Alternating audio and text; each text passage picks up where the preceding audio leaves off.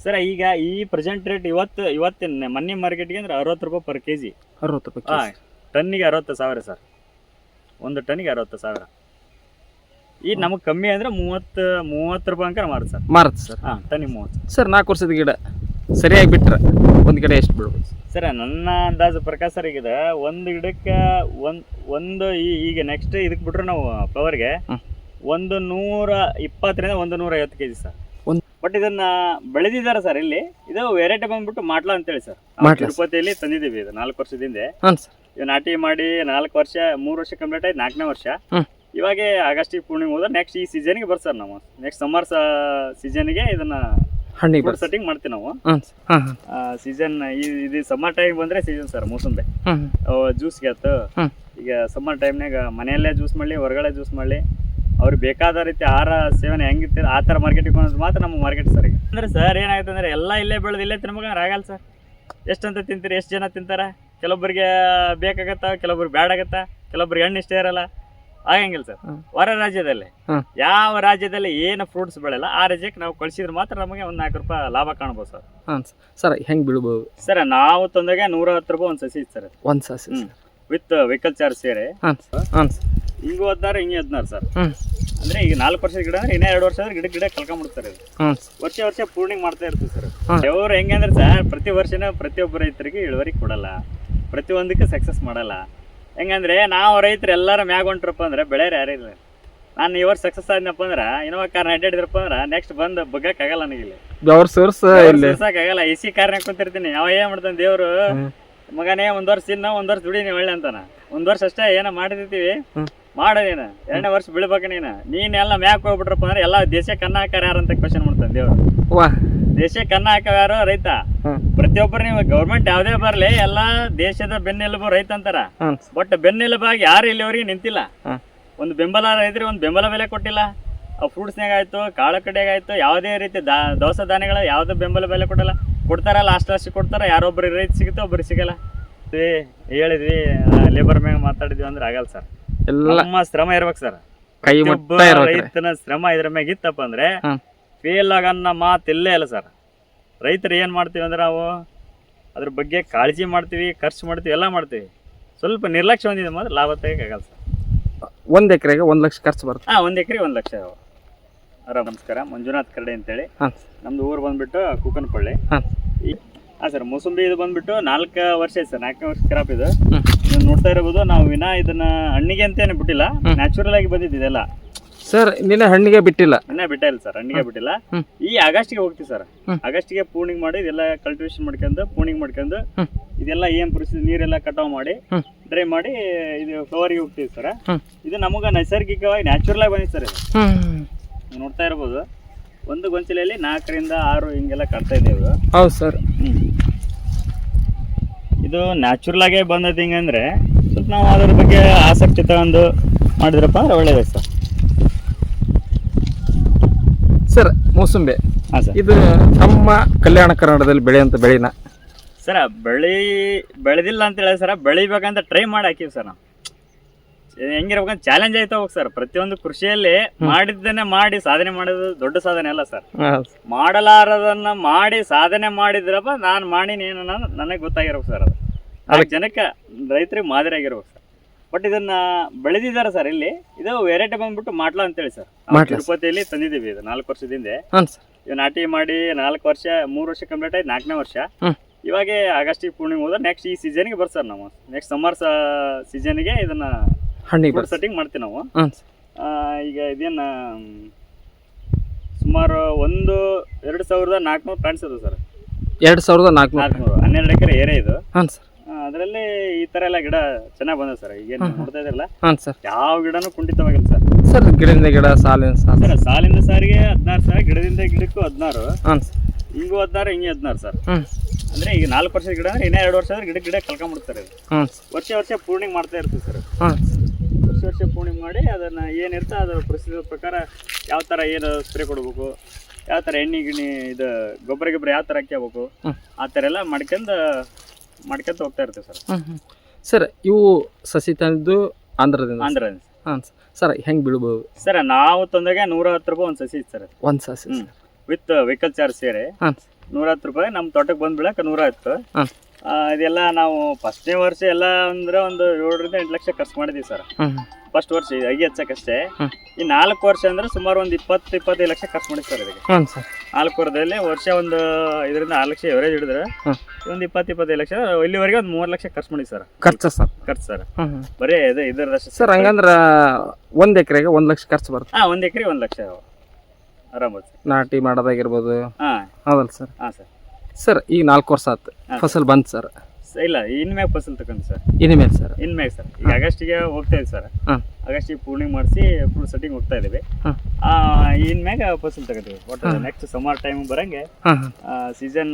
ಇದು summer time ಬಂದ್ರೆ season sir mosambi ಹ್ಮ್ ಜ್ಯೂಸ್ಗೆ ಆಯ್ತು. ಹ್ಮ್. ಈಗ ಸಮ್ಮರ್ ಟೈಮ್ನಾಗ ಮನೆಯಲ್ಲೇ ಜ್ಯೂಸ್ ಮಾಡಲಿ, ಹೊರಗಡೆ ಜ್ಯೂಸ್ ಮಾಡಲಿ, ಅವ್ರಿಗೆ ಬೇಕಾದ ರೀತಿ ಆಹಾರ ಸೇವನೆ ಹೆಂಗಿರ್ತೀರ ಆ ಥರ ಮಾರ್ಕೆಟಿಗೆ ಮಾತ್ರ ನಮ್ಮ ಮಾರ್ಕೆಟ್ ಸರ್. ಈಗ ಸರ್ ಇದು ನಮ್ಮ ರಾಜ್ಯದಲ್ಲಿ ಬೆಳೆದಿದ್ದಲ್ಲ, ಅಲ್ಲಲ್ಲ ಸರ್. ಇದು ಎಲ್ಲಿ ಜಾಸ್ತಿ ಬೆಳೆಯುತ್ತೆ ಸರ್ ಆಂಧ್ರನೇ ಭಾಳ ಸರ್ ಬೆಳೆಯೋದು. ಸರ್? ಆಂಧ್ರದ ಇದಕ್ಕೂ ನಮ್ದು ಏನು ವ್ಯತ್ಯಾಸ ಕಾಣಲ್ಲ. ಇಲ್ಲ ವೆದರ್ ಏನು ಸೇಮ್ ಆಗುತ್ತೆ ಸರ್. ಈ ಟೆಂಪರೇಚರ್ ಆಗಿರ್ಬೋದು, ವೆದರ್ ಆಗಿರ್ಬೋದು ಸೇಮ್ ಆಗುತ್ತೆ. ಬಟ್ ಅಲ್ಲಿ ಬಿಸಿಲು ನಾಡಲ್ಲೇ ಬೆಳೆದಿದೆ ಸರ್ ಇದು ಕೂಡ. ನಾವು ಅವ್ರ ತೋಟಕ್ಕೆ ಹೋಗಿ ವಿಸಿಟ್ ಕೊಟ್ಟು ಅವರೆಲ್ಲ ಬೆಳೆದಿದ್ದು ಯಾವ ಥರ ಬೆಳೆದಾರ ನೋಡ್ಕೊಂಡು ಅವ್ರ ಮುಖಾಂತರನ ಒಂದು ಅನುಭವ, ಅವರು ಎಲ್ಲ ಮಾಹಿತಿ ತಗೊಂಡೇ ಇದು ಮಾಡ್ತಾ ಇದ್ದೀವಿ ಸರ್. ಇದು ಅವ್ರದ್ದು ತೋಟಕ್ಕೆ ಫಸ್ಟ್ ಹೋದಾಗ ಒಂದು ತೋರಿಸಿದೆ ಸರ್ ಎಲ್ಲ ಹಿಂಗಿಲ್ಲ ಅಂತೇಳಿ. ಹಾಂ ಸರ್. ಅದೇ ಪ್ರಕಾರನ ಮಾಡ್ತಾ ಇದ್ದೀವಿ ಸರ್ ನಾವೀಗ. ಸರ್ ಅದು ಯಾವ ಥರ ಇತ್ತು ಅದೇ ಇದನ್ನ ಸರ್ ಅವ್ರದೇ ಸೇಮ್ ಸೈಜ್ ಅವ್ರು ಏನು ಹಾಕಿದ್ರೆ ಅದೇ ಸೈಜ್ ಸರ್. ಆ ರೈತರು ಕೂಡ ನಮ್ಮ ಅಣ್ಣವ್ರ ಪರಿಚಯ ಇರೋದ್ರಿಂದ ಇಲ್ಲಿಗೆ ಬಂದು ಅವ್ರ ಮುಖಾಂತರ ಒಂದು ಇಷ್ಟು ಮಾಹಿತಿ ಕಲೆ ಹಾಕಿ ಅವ್ರ ಗೈಡೆನ್ಸ್ ಮ್ಯಾಗ ಮಾಡ್ತಾ ಇದ್ದೀವಿ ಸರ್. ನಮ್ಮ ಜೊತೆಲಿ ಅವ್ರದ್ದು ಒಂದು 20 ಎಕರೆ ಸರ್, 20-25 ಎಕರೆ ಅವರು ಮಾಡ್ತಾ ಇದ್ದಾರೆ ಸರ್. ಸರ್ ಪ್ರತಿಯೊಬ್ಬರಿಗೂ ಡಾಕ್ಟರ್ ಬೇಕು ಸರ್? ಡಾಕ್ಟರ್ ಬೇಕು ಸರ್. ಸರ್ ಇಲ್ಲೊಂದು ವಿಶೇಷ ನಿಮ್ಮ ತೋಟದಾಗ ಎಲ್ಲ ಹುಲ್ ಬಿಟ್ಬಿಟ್ರಿ ಅಂದ್ರೆ ಸಹಜ ಕೃಷಿನ? ಸಹಜ ಕೃಷಿ ಸರ್. ಇದು ಏನಾಗುತ್ತೆ ಅಂದ್ರೆ ಸರ್, ನಾವು ಬೇಸಿಗೆ ಟೈಮಿನಲ್ಲಿ ಇದನ್ನೇನು ಮಾಡಲೇಬಾರ್ದು ಸರ್. ಏನು ಮಾಡಬಾರ್ದು ಸರ್? ಮಾಡಬಾರ್ದು, ಹಿಂಗೆ ಇರ್ಬೇಕು ಸರ್ ನೈಸರ್ಗಿಕವಾಗಿ. ಅಂದ್ರೆ ಇದು ಬೇಸಿಗೆಯಲ್ಲಿ ಭೂಮಿ ಕಾಯ್ತು ಸರ್. ಹಾಂ. ಇದಕ್ಕೆ ಗಿಡಕ್ಕೆ ಎಫೆಕ್ಟ್ ಆಗುತ್ತೆ ಸರ್. ಹಾಂ ಸರ್. ಈಗ ನಾವು ಎಲ್ಲಾರ ಹೋದ ಇಮ್ಯುನಿಟಿ ಜಾಸ್ತಿ ಆಗಿ ತಡ್ಕೊಳಕ್ಕೆ ಹೆಂಗಾಗ್ತದೆ ಸರ್. ಇದು ಒಂದು ಜೀವನ ಸರ್. ಇದು ಇಳಿಕೆನಲ್ಲ. ಇದಕ್ಕೆ ಗಾಳಿ ಬೇಕು, ನೀರು ಬೇಕು, ಆಹಾರ ಬೇಕು, ಎಲ್ಲ ಬೇಕು. ಹಾಂ ಸರ್. ಇದ್ರೆ ಮಾತ್ರ ಬದುಕತ್ತ. ನೀರು ಇಲ್ಲ ಅಂದ್ರೆ ಬದುಕಲ್ಲ, ಗಾಳಿ ಇಲ್ಲ ಅಂದ್ರೆ ಇಲ್ಲ, ಆಹಾರ ಇಲ್ಲ ಅಂದ್ರೆ ಕುಂಠಿತವಾಗತ್ತೆ. ಹಾಂ ಅಂದ್ರೆ ಮಾತ್ರ ಇದಾಗುತ್ತೆ. ನಾವು ಇದು ಕಲ್ಟಿವೇಶನ್ ಯಾಕೆ ಮಾಡ್ತಾ ಇಲ್ಲ ಅಂದ್ರೆ ಬಿಸಿಲು ಭೂಮಿ ಕಾಯೋದ್ರಿಂದ ರಿಟರ್ನ್ ಬರುತ್ತೆ ಬಿಸಿಲು, ಇದು ಶಾಖ. ಆ ಶಾಖ ಬರೋದ್ರಿಂದ ಗಿಡ ಕುಂಠಿತವಾಗಿರುತ್ತೆ ಸರ್. ಬಿಸಿಲು ನೇರವಾಗಿ ಭೂಮಿ ಬೀಳುತ್ತೆ, ಭೂಮಿಯಿಂದ ಬರುವಂತ ಶಾಖ ಗಿಡಕ್ಕೆ ತೊಂದರೆ ಕೊಡುತ್ತೆ. ಹೌದು ಸರ್. ಈಗ ನೋಡಿ ನೀವು ಕಾಡಲ್ಲಿ ನೋಡಿ, ನೀರ್ ಹಾಕೋರು ಯಾರಿಲ್ಲ, ಗೊಬ್ಬರ ಹಾಕೋರು ಯಾರಿಲ್ಲ, ಅದನ್ನ ಪಾಲನೆ ಮಾಡಿ ಬೆಳೆಸೋರು ಯಾರಿಲ್ಲ. ನಾವೇ ಬೆಳ್ತಾ ಇರ್ತೇವೆ ನೈಸರ್ಗಿಕವಾಗಿ. ನಾವು ಏನ್ ಮಾಡ್ತಾ ಇದ್ದೀವಿ ಅಂದ್ರೆ ನೈಸರ್ಗಿಕ 90% ನೈಸರ್ಗಿಕವಾಗಿ ಮಾಡಬೇಕು. ತೋಟದಲ್ಲಿ ಪೂರ್ಣಿಂಗ್ ಟೈಮ್ ನಲ್ಲಿ ಬಂದ್ ನೋಡಿ, ಪೂರ್ಣಿಂಗ್ ಮಾಡ್ತೀವ, ಯಾವ್ದು ಒಂದ್ ಎಲಿನ ಹೊರಗೆ ಹಾಕಂಗಿಲ್ಲ, ಒಂದು ಕಡ್ಡಿ ಹೊರಗೆ ಹಾಕಂಗಿಲ್ಲ, ಅಲ್ಲೇ ಮಲ್ಚಿಂಗ್ ಮಾಡ್ತೀವಿ ಸರ್. ಹಾಕ್ತಿವಿ, ರೊಟೇಟ್ ರೋಡ್ ಬಿಡ್ತೀವಿ. ಅದೇ ಒಳ್ಳೆ ಗೊಬ್ಬರ ನಮ್ಗ. ಈಗ ಕಸದಿಂದ ರಸ ಮಾಡೋದು ಏನಂದ್ರೆ ಅದನ್ನ ಸುಮ್ನೆ ನಾವು ಹಾಕ್ತಿವಿ, ಹೊರಗೆ ಹೋಗಿತೀವಿ, ವೇಸ್ಟ್ ಅದೆಲ್ಲ. ನಮ್ಮ ಭೂಮಿಯಲ್ಲಿ ಬಿದ್ದಾಗ ಪ್ರತಿ ವರ್ಷನೇ ಕಲ್ಟಿವೇಶನ್ ಆಗ್ತಾ ಇರ್ತ ಸರ್. ಕಲ್ಟಿವೇಶನ್ ಮಾಡ್ದಂಗಲ್ಲ ಅದು ಗೊಬ್ಬರ ಹೆಂಗಾಗಿದ್ರೆ ಡೇ ಬೈ ಡೇ ತಾನೇ ಅದು ಗೊಬ್ಬರ ಕಲ್ಚರ್ ಆಗಿ ರೆಡಿ ಆಗ್ತಾ ಇರ್ತದೆ. ನಾವು ಕೊಟ್ಟಂತ ತಿಪ್ಪೆ ಗೊಬ್ಬರ, ಬೇವಿನ ಹಿಂಡಿ, ಎರೆಹುಳ, ಇದ್ರ ಜೊತೆಗೆ ಇವೆಲ್ಲ ಮಿಕ್ಸ್ ಆದ್ರೆ ಒಳ್ಳೆ ಫಲವತ್ತೆ ಸರ್. ಭೂಮಿನೂ ಒಳ್ಳೆ ಫಲವತ್ತತೆ ಆಗಿರುತ್ತೆ. ನಾವು ಸಹಜ ಕೃಷಿಯಲ್ಲಿ ಈ ತರ ಮಾಡೋದ್ರಿಂದ ಬಹಳ ಯಶಸ್ವಿಯಾಗಿ ಕಾಣಬಹುದು. ಖರ್ಚು ಕಡಿಮೆ ಸರ್. ಖರ್ಚು ಕಮ್ಮಿ ಸರ್. ಕೆಲವೊಬ್ರು ಆಗಲ್ಲ ಅಂತೇಳಿ ಹಾಕಿದ್ದು ತೆಗೆದೋಗಿದ್ರು ಸರ್. ಕೆಲವೊಬ್ರು ಸಕ್ಸಸ್ ಆಗಿದ್ದಾರೆ. ನಮ್ದು ಅಂಕರೆ ಗಿಡ ನೋಡಾಕ ಸಕ್ಸಸ್ ಸರ್. ಒಂದು 70% ಸಕ್ಸಸ್ ಸರ್. ಈಗ ಇನ್ನ 30% ಇನ್ನು ಮಾರ್ಕೆಟ್ ಕಳ್ಸ ಸರ್. ಮಾರ್ಕೆಟ್ ಅದ ಸರ್. ಮಾರ್ಕೆಟಿಂಗ್ ಚಿಂತೆನೆ ಸರ್. ನಮ್ಗೆ ಬೈಯರ್ಸ್ ನಮ್ ಜೊತೆ ಒಂದು 25 ರಿಂದ 40 ಜನ ಮಾಡ್ಕೊ ಬೈಯರ್ಸ್ ನಂಬಿಕೆ ಆಗಿದಾರೆ ಸರ್. ನಾವೊಂದು ಹೇಳ್ತೇನಲ್ಲ, ನಾನು ಯಾರಿಗೆ ಫೋನ್ ಹಚ್ಚಂಗಿಲ್ಲ. ಈಗ ಶೇಖರ್ ಬಂದಾರ ಅಂದ್ರೆ ಸ್ಟೇಟಸ್ ನೋಡೇ ಬಂದಾರ. ನಾವು ಒಂದು ಸ್ಟೇಟಸ್ ಹಾಕೇನಂದ್ರೆ ಸಾಕು ಸರ್, ತಾವೇ ಬೈಯರ್ಸ್ ಫೋನ್ ಹಚ್ಚಿ ಬಂದ್ಬಿಡ್ತಾರೆ. ನಾವು ಯಾರಿಗೆ ಫೋನ್ ಹಚ್ಚಂಗಿಲ್ಲ, ಅವರೇ ಬರ್ತಾರೆ, ಮಾಲ್ ರೆಡಿ ಆಗೈತೆ, ರೇಟ್ ಮಾತಾಡ್ತಾರೆ, ತುಂಬ್ಕೊಂಡು ಹೋಗ್ಬಿಡ್ತಾರೆ ಸರ್. ಅಷ್ಟು ಕೀಪಿಂಗ್ ಕ್ವಾಲಿಟಿ ನಿಮ್ದ್ರಲ್ಲಿ ಐತಿ? ಆಯ್ತು ಸರ್. ಕೀಪಿಂಗ್ ಕ್ವಾಲಿಟಿ ಇದ್ರೆ ಮಾತ್ರ ನಮ್ಮ ಬೈಯರ್ಸ್ ಹೆಂಗೆ ಸರ್. ನಾನು ಬಾಂಬೆ ಮಾರ್ಕೆಟ್ ಕಳ್ಸ್ಬಂದ್ರೆ ಕೀಪಿಂಗ್ ಕ್ವಾಲಿಟಿ ಚೆನ್ನಾಗಿತ್ರ ಆ ಬೈಯರ್ಸ್ ಬರ್ತಾರೆ ಸರ್. ಈ ಲೋಕಲ್ ಮಾರ್ಕೆಟಿಂಗ್ ಕೀಪಿಂಗ್ ಕ್ವಾಲಿಟಿ ಚೆನ್ನಾಗಿಲ್ಲ ಇದಿಲ್ಲ ಅಂದ್ರೆ ಇಲ್ಲಿ ಲೋಕಲ್ನಾಗ ಸರ್ ನಾವು ಇನ್ನೊಂದು ಮಾರ್ಕೆಟ್ನಾಗ ಹೆಸರು ಕೆಡ್ಸಂಗಿಲ್ಲ ಸರ್. ಒಂದು ಬ್ರ್ಯಾಂಡ್ ಅಂತ ಕುಂದಿರ್ಸಿ ಅಂದ್ಮ್ಯಾಗ ಚಲೋ ಮಾಲ್ ಅಲ್ಲೇ ಐತೆ ಅಂತೇಳಿ ಕಳಿಸಿ ರಿಜೆಕ್ಟ್ ಮಾಲ್ ಕಳಿಸಿದ್ರೆ ನೆಕ್ಸ್ಟ್ ನಮ್ಮ ಖರೀದಿದಾರ ನಮಗೆ ಬರಂಗಿಲ್ಲ ಸರ್. ಆ ಥರ ಆಗ್ಬಿಡೋದು ಅಂತೇಳಿ ನಾನು ಬೇರೆ ಬೇರೆ ರೀತಿ ಒಳಗೆ ಎಲ್ಲ ಬಯರ್ಸ್ನ ಇಟ್ಕೊಂಡಿದ್ದೆ ಸರ್ ಯಥೇಚ್ಛವಾಗಿ ಹೋಗೋದು ಸರ್. ಅದು ಜಾಸ್ತಿ ಹೋಗೋದು sir Tamil Nadu sir. Tamil Nadu sir. Tamil Nadu sir ಒಂದೊಂದು ಹಣ್ಣು ಒಂದೊಂದು ಕಡೆ ಸರ್. ನಮ್ಮ ರಾಜ್ಯದಲ್ಲ ಅಂದ್ರೆ ಸರ್ ಏನಾಗುತ್ತೆ ಅಂದ್ರೆ ಎಲ್ಲ ಇಲ್ಲೇ ಬೆಳೆದು ಇಲ್ಲೇ ತಿನ್ಬೇಕಂದ್ರೆ ಆಗಲ್ಲ ಸರ್. ಎಷ್ಟಂತ ತಿಂತೀರಿ, ಎಷ್ಟು ಜನ ತಿಂತಾರ? ಕೆಲವೊಬ್ಬರಿಗೆ ಬೇಕಾಗತ್ತ, ಕೆಲವೊಬ್ರಿಗೆ ಬ್ಯಾಡ ಆಗತ್ತ, ಕೆಲವೊಬ್ರಿಗೆ ಹಣ್ಣು ಇಷ್ಟ ಇರಲ್ಲ, ಆಗಂಗಿಲ್ಲ ಸರ್. ಹೊರ ರಾಜ್ಯದಲ್ಲಿ ಯಾವ ರಾಜ್ಯದಲ್ಲಿ ಏನು ಫ್ರೂಟ್ಸ್ ಬೆಳೆಯಲ್ಲ ಆ ರಾಜ್ಯಕ್ಕೆ ನಾವು ಕಳಿಸಿದ್ರೆ ಮಾತ್ರ ನಮಗೆ ಒಂದು 4 ರೂಪಾಯಿ ಲಾಭ ಕಾಣ್ಬೋದು ಸರ್. ಎಲ್ಲಿ ಯಾವ ಬೆಳೆ ಬೆಳೆಯಲ್ಲ ಅಲ್ಲಿ ಹೋಯ್ತು ಅಂದ್ರೆ ನಮ್ಮ ಮಾರ್ಕೆಟಿಗೆ ದುಡ್ಡು ಸಿಗುತ್ತೆ ಸರ್.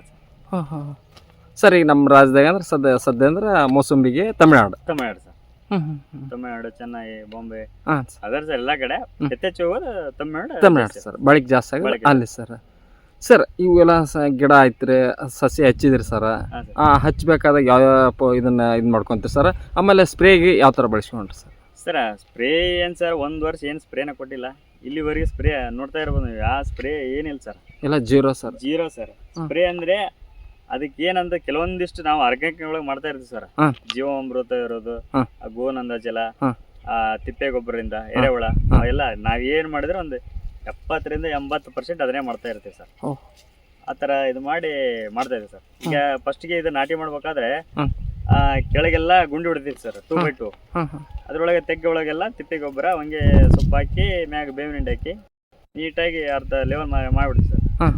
ಮಾಡಿ ಗಿಡ ನಾಟಿ ಮಾಡಿ ಆಮ್ಯಾಕೆ ಅದ್ರ ತಕ್ಕಂಗೆ ನೀರು ಬಿಟ್ಕಂತ ಡೇ ಬೈ ಡೇ ಅಡ್ವಾನ್ಸ್ ಏನು ನೀರು ಕೊಡ್ತೀವಿ ಸರ್. ನಾವಿನ್ನೊಂದು ಮಕ್ಕಳನ್ನ ಬೆಳೆಸೇ ಮೂಲಕ ಸರ್ ಗಿಡನ. ನಮ್ದು ನೀರು ಚೆನ್ನಾಗೈತಿ, ಜಾಸ್ತಿ ಐತಿ ಅಂತೇಳಿ ಯಥೇಚ್ಛವಾಗಿ ನೀರನ್ನು ಕೊಡ್ಬೋದು. ಅದಕ್ಕೆ ಎಷ್ಟು ಬೇಕು ನೀರು ಅಷ್ಟೇ ಕೊಡ್ಬೋದು. ಅದಕ್ಕೆ ಏನು ಆಹಾರ ಬೇಕು ಅಷ್ಟೇ ಕೊಡ್ಬೋದು. ಐತಿ ಅಂತ ಜಾಸ್ತಿ ಕೊಟ್ರೆ ಇಲ್ದಾಗೆ ಸಮಸ್ಯೆಗಳತ್ತೆ. ಈಗ ಮಗು ಹಠ ಮಾಡ್ತಂತೆ ಏನೋ ಕೊಡಿಸ್ಬಿಡ್ತೀವಿ ನಾವು. ಹಠ ಮಾಡಿದಾಗ ಕೇಳಿದಾಗ ಸಿಕ್ಕರ ಕೊಡ್ಸಿದ್ದು ಬೇರೆ ಆಗತ್ತ. ಸಿಗ್ಲಾರ್ದ ಜಾಗ ಕೇಳಿದ್ರೆ ಏನು ಕೊಡ್ತೀರಿ ನೀವು? ಕೊಡ್ಸಕ್ ಆಗಂಗಿಲ್ಲ. ಅದು ಹೇಳ್ತಾ ಇರ್ತ. ಇದು ಕೂಡ ಒಂದು ಮಗು ಇದ್ದಂಗೆ ಅದೇ ತರನ ಬೆಳೆಸ್ಬೇಕು ಸರ್.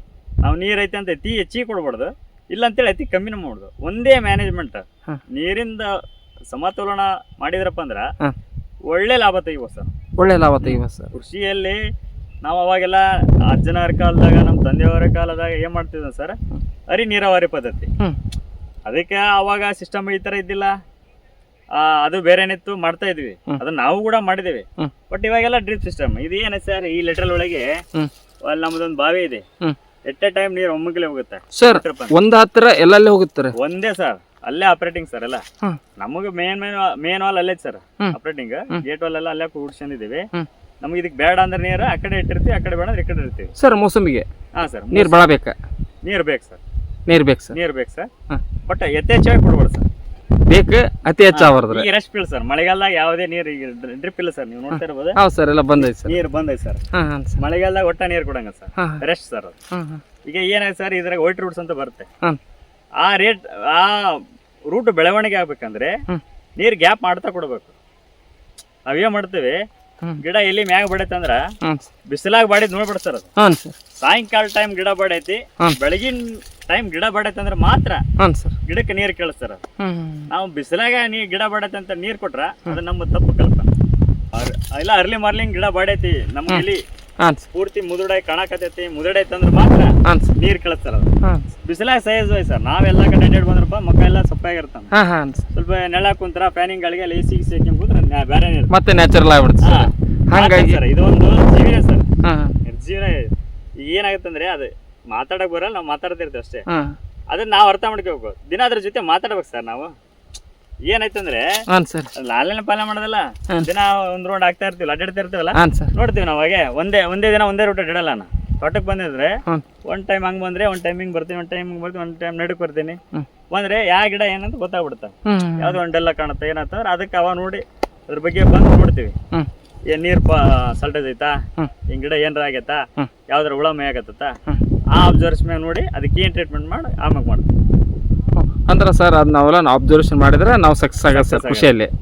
ಆಟ ಐತೆ ಅಂತೇಳಿ ಸರ ಬಂದ್ವಿ, ಹೇಳಿದ್ವಿ, ಲೇಬರ್ ಮ್ಯಾಗ ಮಾತಾಡಿದ್ವಿ ಅಂದ್ರೆ ಆಗಲ್ಲ ಸರ್. ನಮ್ಮ ಶ್ರಮ ಇರ್ಬೇಕು ಸರ್.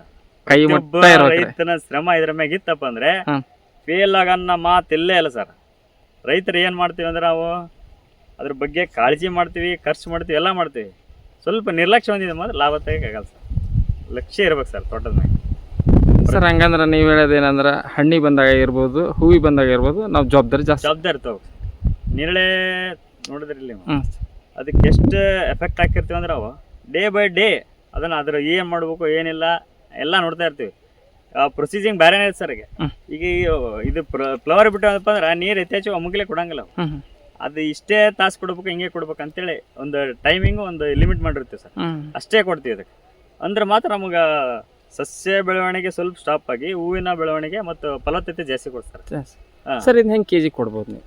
ಸರ್ ಈಗ ಈ ಪ್ರೆಸೆಂಟ್ ರೇಟ್ ಇವತ್ತಿನ ಮೊನ್ನೆ ಮಾರ್ಕೆಟ್ಗೆ ಅಂದ್ರೆ 60 ರೂಪಾಯಿ ಪರ್ ಕೆಜಿ. 60 ರೂಪಾಯಿ ಟನ್ನಿಗೆ 60,000 ಸರ್. ಒಂದು ಟನ್ನಿಗೆ 60,000. ಈಗ ನಮಗೆ ಕಮ್ಮಿ ಅಂದ್ರೆ 30 ರೂಪಾಯಿ ಅಂಕ ಮಾರುತ್ತೆ ಸರ್. ಮಾರುತ್ತೆ ಸರ್. ಹಾಂ, ಟನ್ನಿಗೆ 30. ಸರ್ 4 ವರ್ಷದ ಗಿಡ ಸರಿಯಾಗಿ ಬಿಟ್ರೆ ಒಂದು ಗಿಡ ಎಷ್ಟು ಬೀಳ್ಬೋದು ಸರ್? ನನ್ನ ಅಂದಾಜು ಪ್ರಕಾರ ಸರ್ ಈಗ ಒಂದು ಗಿಡಕ್ಕೆ ಒಂದು ಈಗ ನೆಕ್ಸ್ಟ್ ಇದಕ್ಕೆ ಬಿಟ್ರೆ ನಾವು ಫ್ಲವರ್ಗೆ 120 150 ಕೆಜಿ ಸರ್.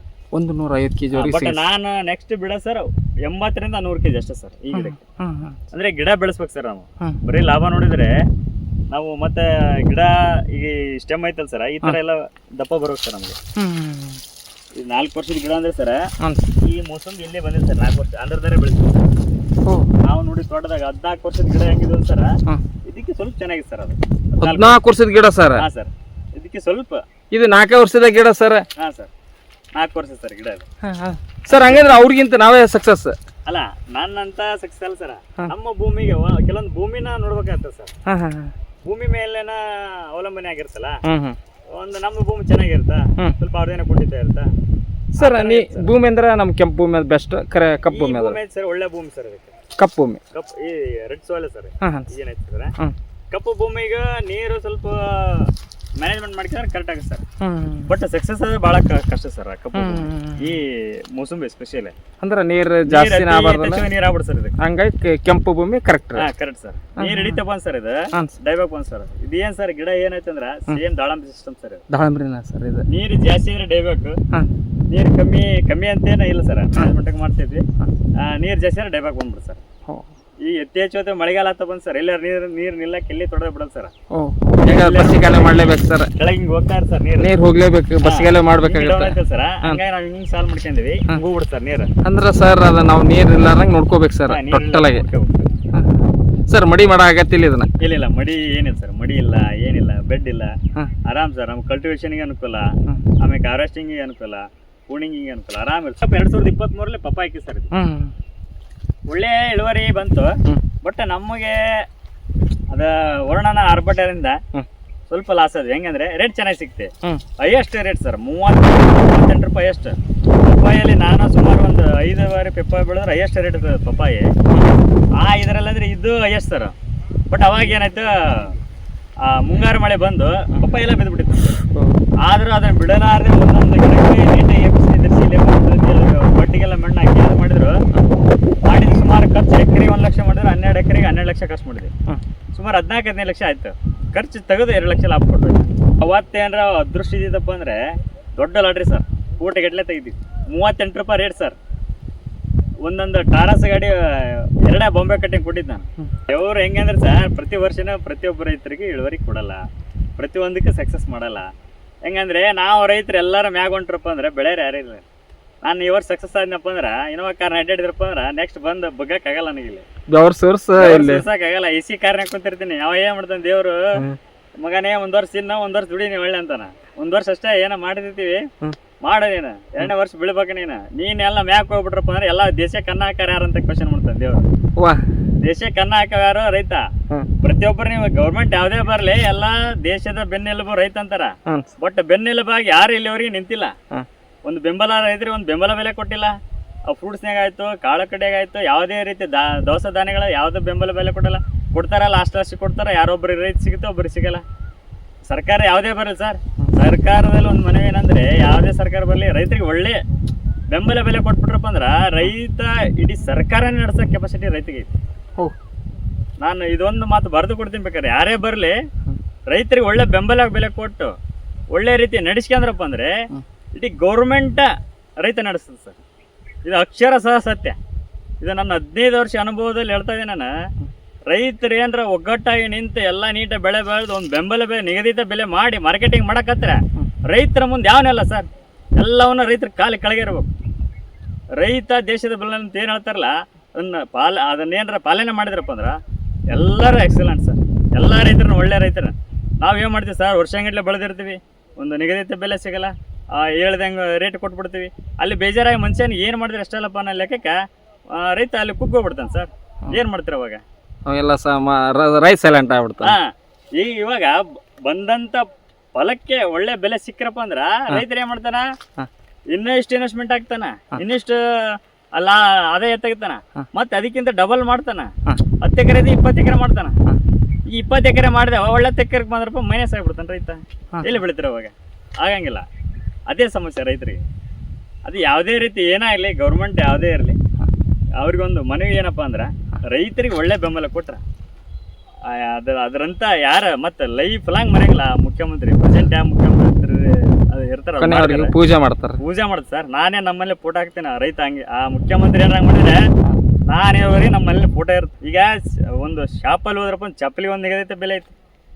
MRP ಏನಿರುತ್ತೆ ನಾವೇ ಕೊಡ್ತಾ ಇರ್ತೀವಿ. ಹಾಕಂತ ಗಡಿಯಾರಕ್ಕೆ ಒಂದು MRP ಬೆಲೆ ಕೊಡ್ತಾ ಇರ್ತೀವಿ. ಈ ಶರ್ಟ್ಗೆ ಒಂದು ಬೆಲೆ ಕೊಡ್ತೀವಿ. EMI 10 ರೂಪಾಯಿ ಬಿಡ್ಸಲ್ಲ ಸರ್, ಮೈನಸ್ ನಾವೇ ಮಾಡಲ್ಲ. ಹೋಟೆಲ್ ಒಳಗೋದ್ರೆ ನಮ್ಮೆಲ್ಲ ಹಾಕ್ತಾರೆ. ನಾವು ಬೆಳೆದಂತ ದವಸ ಧಾನ್ಯಗಳನ್ನ ತಂದು ರೈತರು ಬೆಳೆದಂತ ಸರ್ಕಾರ ಬೆಂಬಲ ಬೆಲೆ ಅಂತ ಹೇಳುತ್ತಾ ಆ ರೇಟ್ ಇಲ್ಲ. ಯಾ ರೇಟ್ ಇಲ್ಲ ಸರ್. ಮೊನ್ನೆಲ್ಲ ಅದು ರೇಟ್ ಜಾಸ್ತಿ ಐತೆ ಅಂತ ಎಲ್ಲ ರೇಟ್ ಜಾಸ್ತಿ ಮಾಡಿದ್ರೆ, ಬಟ್ ರೈತರು ಇಲ್ಲ ಸರ್. ಪ್ರತಿ ವರ್ಷ ನಮ್ದು ರೈತರು ಹೆಂಗೈತೆ ಅಂದರೆ ಎಣ್ಣೆ ಜಾಸ್ತಿ, ಗೊಬ್ಬರ ಜಾಸ್ತಿ, ಲೇಬರ್ ಕಾಸ್ಟ್ ಜಾಸ್ತಿ, ಡೀಸೆಲ್ ರೇಟ್ ಜಾಸ್ತಿ, ಕಲ್ಟಿವೇಷನ್ ಮಾಡೋಕೆ ನಮಗೆಲ್ಲ ಟ್ಯಾಕ್ಟ್ರಿ ಎಲ್ಲ ಬೇಕಾಗುತ್ತೆ, ಎಲ್ಲ ಜಾಸ್ತಿ ಆಗ್ತಾ ಇರುತ್ತೆ. ಬಟ್ ನಮ್ದು ರೇಟ್ ಕಮ್ಮಿ ಆಗುತ್ತೆ. ನಾನೇ ಪ್ರತಿ ವರ್ಷ 180 ರೂಪಾಯಿಲಿಂದ ಫಸ್ಟ್ ವರ್ಷ 180 ರೂಪಾಯಿ ನೇರಳೆ ನಾನು ತೋಟದಲ್ಲಿ ಕೊಟ್ಟಿದ್ದು. ಇವಾಗ 90ಕ್ಕೆ ಬಂದೈತಿ, ಅಂದ್ರೆ ಅರ್ಧ ಕಮ್ಮಿ. ನಮ್ಮ ರೇಟ್ ಉಲ್ಟಾ ಆಗುತ್ತೆ ಸರ್. ಅದೆಲ್ಲ ಖರ್ಚು ವೆಚ್ಚ ನೋಡಿ ಜಾಸ್ತಿ ಆಗುತ್ತೆ. ಮತ್ತೆ ರೈತರ ಬೆಳೆ ಅಂದ್ರೆ ಎಲ್ಲಿ ಬೆಳಿತೇನೆ ಸರ್? ಬಿಟ್ಟು ಹೋಗ್ಬಿಡ್ತಾನೆ. ಇದೇ ಪರಿಸ್ಥಿತಿ ಆಗಿರೋದು. ಅದು ಒಂದು ಏನರ ರೈತರಿಗೆ ಒಳ್ಳೆ ಬೆಂಬಲ ಕೊಟ್ರೆ ಎಕ್ಸಲೆಂಟ್ ಸರ್. ಯಾರು ಏನು ಮಾತಾಡಂಗಿಲ್ಲ, ಆ ಲೆಕ್ಕಕ್ಕಾಗತ್ತೆ. ಸುಮ್ಮನೆ ನಾವು ಕೊಡೋದಕ್ಕೆ ಉತ್ತೇಜನ ಕೊಡ್ತಾ ಇಲ್ಲ ಸರ್, ಆಗಲಾರ್ದಕ್ಕೆ ಏನೇನೋ ಮಾಡ್ತಾ ಇದ್ದೀವಿ ನಾವು. ರೈತ ನೋಡಿ ಸರ್, ಯಾರ್ದು ಎಲ್ಲ ತ್ಯಾಗ ಮಾಡಿರ್ತಾನೆ ಸರ್. ಮನೆಗೆ ಹೆಂಡ್ರ ಮಕ್ಕಳು ಯಾವುದೇ ರೀತಿ ಏನು ಮಾಡಿರ್ತಾರೆ ಸರ್, ಎಲ್ಲ ತ್ಯಾಗ ಮಾಡೇ ಬಂದು ಇಳಿದಿರ್ತಾನೆ ಭೂಮಿ ತಾಯಿ. ಊಟ ಟೈಮ್ ಟು ಟೈಮ್ ಊಟ ಮಾಡಲ್ಲ, ನೀರು ಕುಡಿಯಲ್ಲ, ಎಲ್ಲ ಮಾಡಿರ್ತಾನೆ ಸರ್. ಅದು ಬೆಂಬಲ ಬೆಲೆ ಒಂದು ಸಿಕ್ಬಿಟ್ರಪ್ಪ ಅಂದ್ರೆ ಹಾಕಿದಂಥ ಕಷ್ಟಕ್ಕೆ ಅವಾಗ ನೆಮ್ಮದಿ ಸರ್. ಭೂಮಿ ತಾಯಿಗೆ ಬೆವರು ಬಿತ್ತಪ್ಪ ನಿಜವಾದ ರೈತ ಅಂತಾರೆ. ಬಟ್ ನಿಜವಾದ ರೈತರು ಎಲ್ಲರೂ ನಾವೇನಿದಿಲ್ಲ ಸರ್, ರೈತರು ಎಲ್ಲರೂ ಭೂಮಿ ತಾಯಿಗೆ ಬೆವರು ಹರಿಸ್ತೀವಿ, ಬಟ್ ನಮ್ಮನ್ನ ರಕ್ತ ಹರಿಸಾಕತ್ತಾರೆ. ರಕ್ತನ ಹರಿಸಾಕತ್ತೀವಿ. ಆ ಥರ ಸಿಸ್ಟಮೆಟಿಕ್ ಬಂದ್ಬಿಡ ಸರ್. ಈಗ ಇನ್ನ ಇವೆಲ್ಲ ಈಗ ಡ್ರಿಪ್ ಸಿಸ್ಟಮ್ ಬಂದೈತಿ, ಇವೆಲ್ಲ ಬಂದೈತಿ, ಏನಾಯ್ತು ಅನುಕೂಲ ಐತಿ. ಅವಾಗಿನ ಲೆಕ್ಕಕ್ಕೆ ಹೋದ್ರೆ ರೈತಾಪಿ ವರ್ಗ ಮಾಡೋದೇ ಕಷ್ಟ ಐತೆ ಸರ್. ನಾವು ರೈತಾಪಿ ಕುಟುಂಬದಿಂದ ಬಂದಿರೋದ್ರಿಂದ ಅವಾಗೆಲ್ಲ ನಮ್ಮ ಅಜ್ಜರ ಕಾಲ, ನಮ್ಮ ಅಪ್ಪರ ಕಾಲಕ್ಕೆ 8-6 ಎತ್ತಿದ್ದು ಸರ್. ಬರೀ ಅದಕ್ಕಂತಾನೆ 4 ಮಂದಿ ಲೇಬರ್ ನೋಡ್ಕೊಳಕಿದ್ರು. ಇವಾಗ ಯಾರು ಎತ್ತಿಲ್ಲ ಸರ್. ಐತಿ ಆಕಳ ಎಲ್ಲ ಅದಾವ, ಮನೆಗೆಲ್ಲ ಇಟ್ಕೊಂಡಿವಿ. ಡೈರಿ ಇತ್ತು ನಮ್ದು. ಈ ಲೇಬರ್ ಕಾಸ್ಟ್ಗೆ ಎಲ್ಲ ಜಾಸ್ತಿ ಆಗೋದಕ್ಕೆ ಎಲ್ಲ ತೆಗೆದ್ಬಿಟ್ಟು ಈಗ ಮನೆಗೆ ಎಷ್ಟು ಬೇಕು ಅಷ್ಟೇ ಇಟ್ಕೊಂಡು ಒಂದು 4 ಟ್ಯಾಕ್ಟ್ರಿ ಇದಾವ ಕಲ್ಟಿವೇಷನ್ ಮಾಡ್ಕೊಳಕ್ಕೆ. ಒಂದು ಸ್ಪ್ರೇ ಒಂದು ಟ್ಯಾಕ್ಟ್ರಿ ಇಟ್ಕೊಂಡಿವಿ, ಮಾಡ್ಕೊಂತ ಹೋಗ್ತಾ ಇರ್ತೀವಿ ಸರ್. ಈಗ 4 ಜನ ಮಾಡೋದು 1 ಜನ ಮಾಡ್ಬೋದು ಸರ್. ನೋಡ್ರಿ ಸ್ನೇಹಿತರೆ, ರೈತರು ಇವರು ಮಂಜಣ್ಣವ್ರೆ ಒಂದು ಒಳ್ಳೆ ಒಂದು ಮಾಹಿತಿ ಅಂತಲೇ ಹೇಳ್ಬೋದು. ಇವತ್ತು ನಾವು ಏನೇ ಮಾಡಿದ್ರು ಒಂದು ಬೆಂಬಲ ಬೆಲೆ ಬೇಕಾಗುತ್ತೆ, ಅದು ಸರ್ಕಾರ ಘೋಷಣೆ ಮಾಡುತ್ತೆ. ಅದರಂಗೆ ನಮ್ಗೊಂದು ಒಳ್ಳೆ ರೇಟ್ ಸಿಕ್ತಪ್ಪ ಅಂದ್ರೆ ನಾವೇ ಒಂದು ಸರ್ಕಾರ ನಡೆಸೋಷ್ಟು ಶಕ್ತಿ ಆ ದೇವ್ರು ನಮಗೆ ಕೊಡ್ತಾನೆ. ದೇವ್ರನ್ನ ಒಂಥರ ಹೆಂಗಂದ್ರೆ ನಮ್ಗೆ ಒಳ್ಳೆ ಬೆಳೆ ಕೊಡ್ತಾನೆ, ಎಲ್ಲ ಮಾಡ್ತಾನೆ. ಒಂದು ವರ್ಷ ಚೆನ್ನಾಗಿ ಕೊಟ್ಟರೆ ಇನ್ನೊಂದು ವರ್ಷ ನಮ್ಮ ಕೈ ಮತ್ತೆ ಏನು ಮಾಡ್ತಾನೆ, ನೀನು ದುಡಿಯೋದು ಬಿಟ್ಟರೆ ಯಾರಪ್ಪ, ನೀನೇ ದುಡಿದ್ರೆ ಮತ್ತು ಜಗತ್ತು ಇದಾಗೋದು ಅಂತೇಳಿ ನಮ್ಮ ದುಡಿಯೋಕೆ ಹಚ್ತಾನೆ. ಅದು ಒಂದು ವಿಶೇಷ ಅಂತಲೇ ಹೇಳ್ಬೋದು. ರೈತರ ಸುಮಾರು 15 ವರ್ಷದ ಕೃಷಿ ಅನುಭವನ ಇವತ್ತು ನಮ್ಮ ಚಾನಲ್ ಮುಖ ಹಂಚ್ಕೊಂಡ್ರೆ. ಇವರ ಮಾಹಿತಿ ನಿಮ್ಗೆ ಇಷ್ಟ ಆದರೆ ಲೈಕ್ ಕೊಡಿ, ಕಮೆಂಟ್ ಮಾಡಿ, ಶೇರ್ ಮಾಡಿ. ಧನ್ಯವಾದ.